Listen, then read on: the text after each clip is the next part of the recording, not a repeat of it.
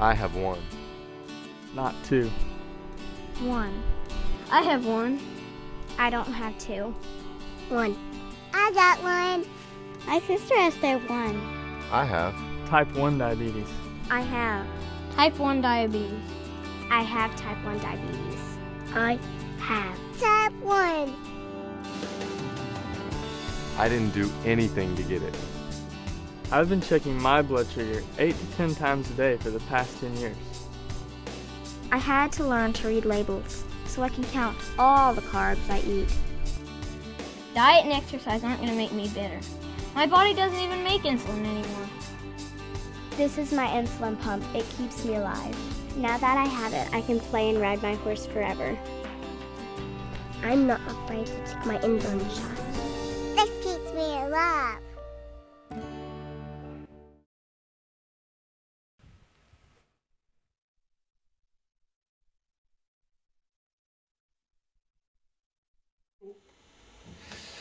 Donc bonjour, je suis le Dr Katarji du CHU de Bordeaux, je suis professeur de médecine, endocrinologie et diabétologie, plutôt de l'adulte, diabétologie, et on est là pour parler du diabète de type 1, dont on vient voir la vidéo, et je trouve que c'est très bien fait, c'est, j'allais dire, à la fois bien fait sur le plan humain, et à la fois gai, et puis surtout ça introduit bien les sujets.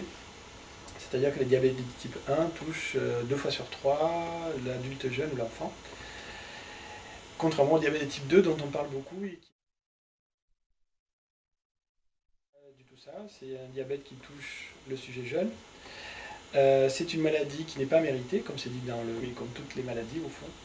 Mais là, c'est particulièrement injuste et c'est une maladie auto-immune. Et ça, c'est un message à bien faire passer dans la population. Rappelons que l'auto-immunité, qu'est-ce que c'est? L'auto-immunité, c'est fabriquer des anticorps. Les anticorps, ce sont nos soldats, finalement, qui sont dirigés contre les virus, les bactéries. Et dans les maladies auto-immunes, ils se retournent contre nos propres organes.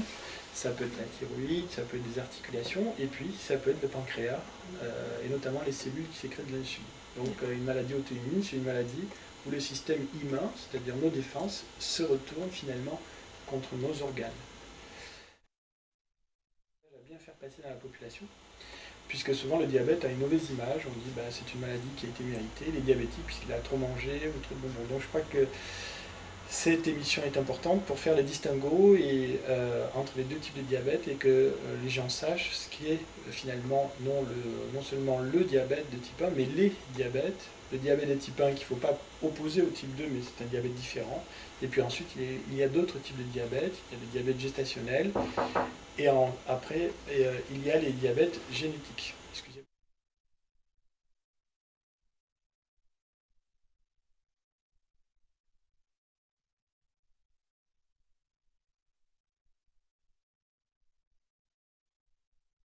Alors là, c'est une bonne question. La principale raison, c'est une raison de fréquence, puisque sur 10 patients diabétiques, 9 sont diabétiques de type 2. C'est un problème de société.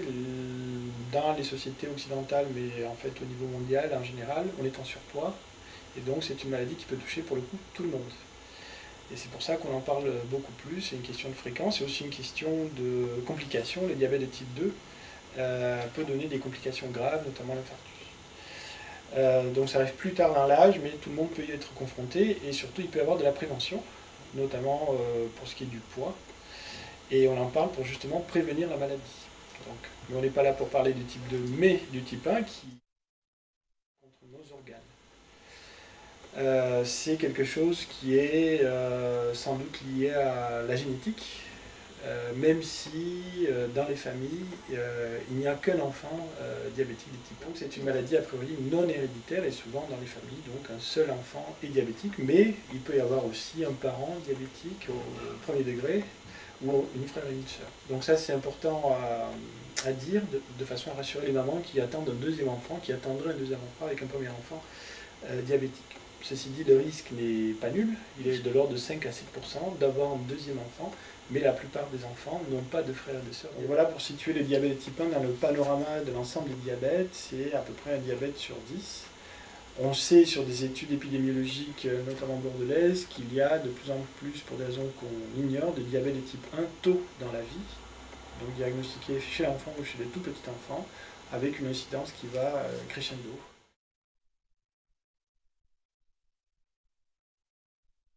Donc c'est une maladie finalement assez insidieuse parce que même si cliniquement elle peut parler clairement, avec une perte de poids chez l'enfant qui doit alerter, une fatigue, une faim inhabituelle malgré des repas abondants, et puis souvent ça peut être aussi le fait de la fuite du sucre dans les urines, ça peut être un enfant qui était propre et qui fait un nouveau lit. Donc c'est l'un des diagnostics qu'il faut évoquer, on appelle ça la polyurie, il urine beaucoup, notamment la nuit, et il boit beaucoup. Donc dans ces cas-là, les médecins généralistes et les pédiatres ont l'habitude de vérifier le taux de sucre.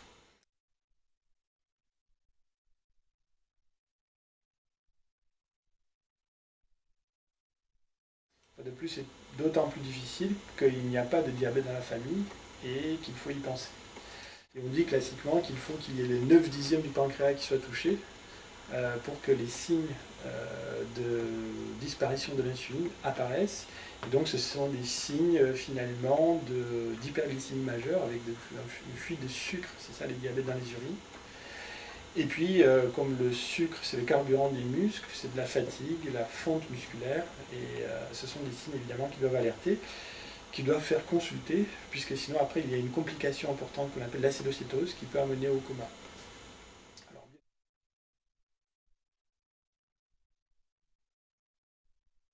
bien heureusement, au XXIe siècle, le diabète n'est plus une maladie mortelle depuis la découverte de l'insuline.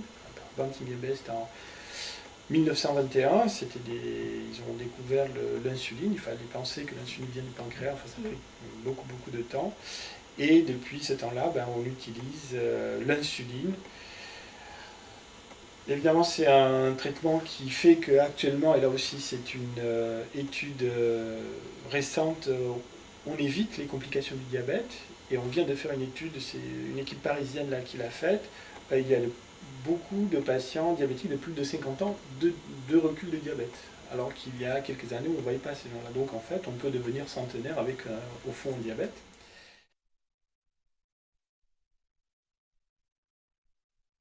Il y a tout de même des risques à cette maladie, notamment liés au traitement. Il y a deux types de risques, des risques aigus et des risques à plus long terme qu'on appelle chroniques.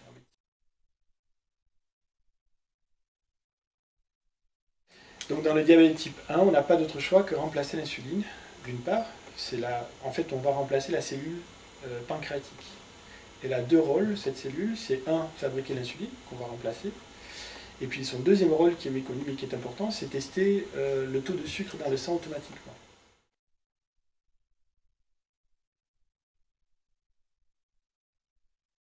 Quand elle n'est plus là, il faut tester le taux de sucre en se piquant au bout du doigt pour avoir une notion de ce qu'on appelle la glycémie. La glycémie étant la concentration de sucre par litre de sang.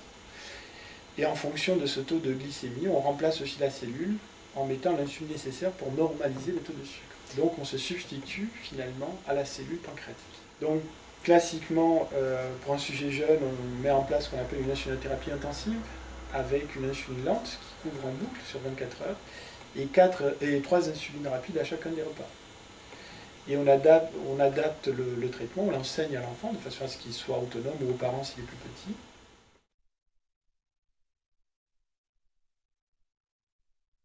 C'est ce qu'on appelle au sens propre l'éducation thérapeutique. C'est vrai que c'est un terme qui a été un peu étiolé, mais là c'est vraiment de l'éducation thérapeutique.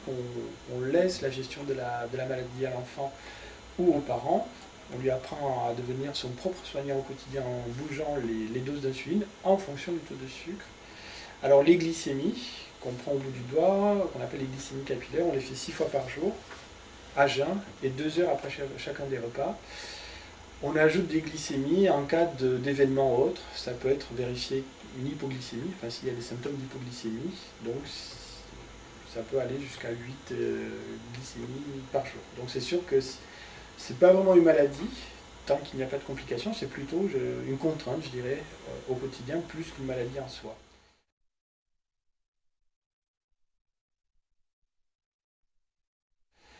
Évidemment, les nouvelles technologies et les nouveaux systèmes injecteurs vont faciliter la prise en charge de cette affection, de cette contrainte. Il n'y aura jamais, à mon avis, de révolution, ce sera toujours des évolutions de l'existant.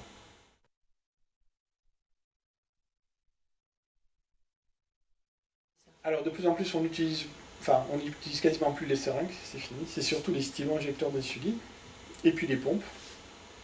Ah ben, ça dépend, il y a des indications, notamment les hypoglycémies avec les stylos, où les stylos permettent d'injecter l'insuline, on injecte toute la dose d'un seul coup, et ça peut donner des hypoglycémies.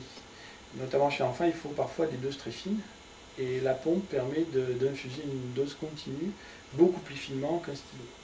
Ensuite, chez l'enfant, il y a aussi des élévations glycémiques sur le petit matin, qu'on appelle le phénomène de l'aube, parce que la glycémie s'élève à l'aube pour plusieurs raisons, et là aussi, ça peut être une indication médicale, mais évidemment, ça ne peut être qu'un partenariat, comme c'est le cas dans les maladies chroniques, et là, il faut aussi que l'enfant accepte de porter une pompe. Donc, il y a du pour, il y a du contre, puisqu'il va moins s'appliquer, mais il aura sur lui en permanence un système qui va lui rappeler la maladie, forcément. Et donc ce système, il faut qu'il soit accepté, mais l'expérience prouve qu'au bout d'un moment, c'est un peu comme les clés ou le téléphone portable, on finit par intérioriser, par intégrer le système, et la pompe fait partie de soi. C'est comme les clés, quand on les a pas, on les cherche partout.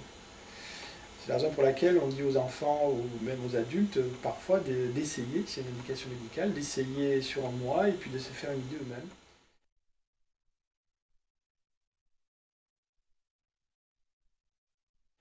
Et c'est pour ça aussi que les associations sont importantes pour que les gens se parlent du vécu. Ce sont des choses que les médecins ne peuvent pas transmettre. Ils peuvent conseiller, mais le vécu, c'est que les patients, entre les patients et les associations solidaires, finalement, c'est excessivement important. Alors, quand il y a des tierces personnes ou des patients diabétiques qui se parlent entre eux, passe parfois mieux que le médecin qui n'arrive pas toujours à convaincre. Mais une fois de plus, il est hors de question de forcer.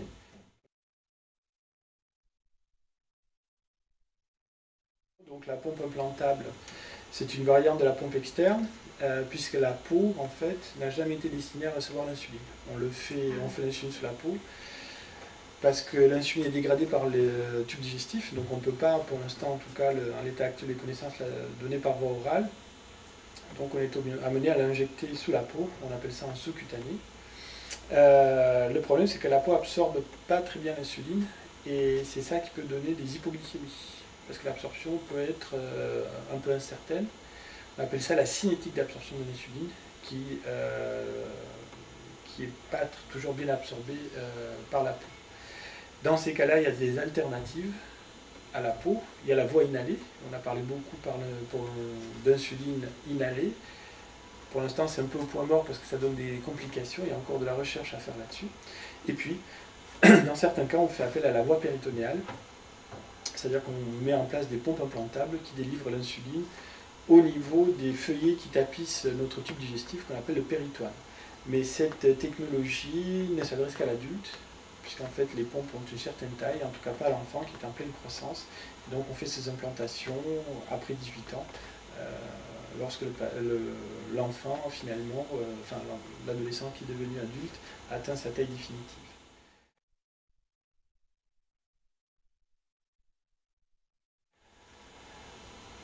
L'espoir, évidemment, ce sont les nouvelles technologies, ce sont les pompes externes qui délivrent en continu l'insuline. De plus en plus, elles sont miniaturisées, elles seront bientôt sous forme de patch. Et il est logique de se dire qu'à l'infusion continue d'insuline va être associée une surveillance continue de la glycémie. Et un jour, donc ça c'est déjà d'actualité, ces systèmes, donc c'est ce qu'on appelle les capteurs de glucose, la surveillance continue de la glycémie. Et un jour, il est probable que les capteurs gouvernent directement la délivrance de l'insuline par des pompes. C'est ce qu'on appelle la boucle fermée. Il y a des travaux qui sont très actifs là-dessus, mais on peut penser que la boucle ne sera jamais complètement fermée, même si ça va beaucoup faciliter la vie du patient diabétique. Le patient ou le parent va toujours garder un œil sur le système et de temps en temps va faire une glycémie pour s'assurer que l'automate finalement marche bien. Mais ça, c'est le futur que j'allais dire, moi, le futur assez proche. Et c'est ce qui va toucher, à mon avis, au but, bien avant les greffes, les cellules souches, ou des choses plus complexes. Après, il y a d'autres alternatives à la boucle fermée. Par exemple, nous, on travaille sur des polymères qui se dilatent avec le taux de sucre. Donc, on travaille sur une insuline lente, sous-cutanée, qui pourrait être libérée de façon intelligente et non pas constante, intelligente en fonction de la glycémie. Donc, les voies de recherche dans le diabète sont actives et il y a beaucoup de raisons d'espérer, notamment grâce aux nouvelles technologies.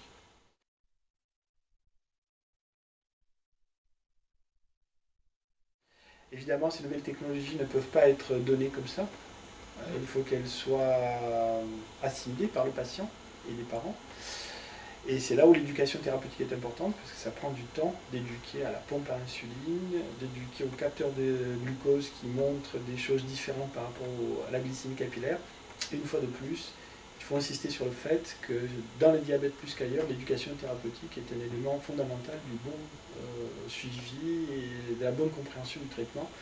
Il en va tout simplement de la vie du patient, puisque une erreur sur la dose d'insuline, par exemple, peut être parfois très grave.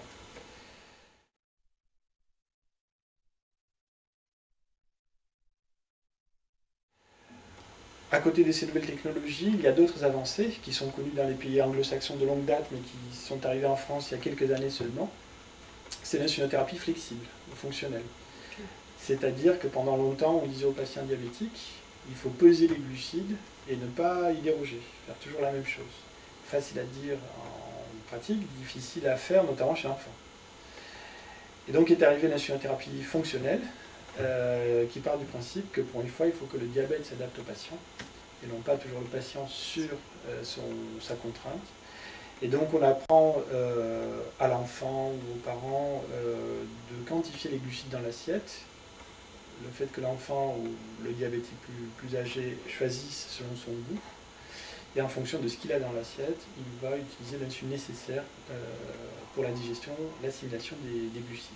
Donc ça c'est une petite révolution, et d'ailleurs les pompes à insuline sont toutes dotées de ce qu'on appelle un assistant bolus, c'est-à-dire que désormais on rentre juste les glucides dans la pompe, et la pompe va conseiller la dose idéale de façon à limiter l'élévation glycémique après les repas qu'on appelle la glycémie postprandiale. Donc là, quasiment tous les patients qui sont dotés de pompes ont également accès à l'insulinothérapie fonctionnelle.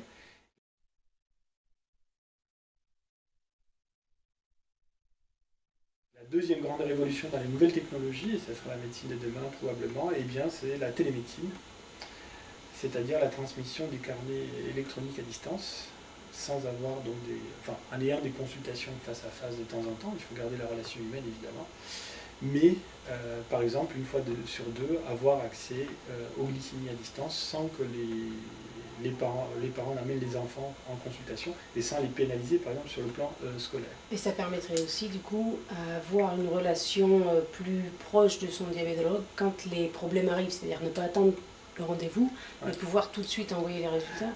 Ouais.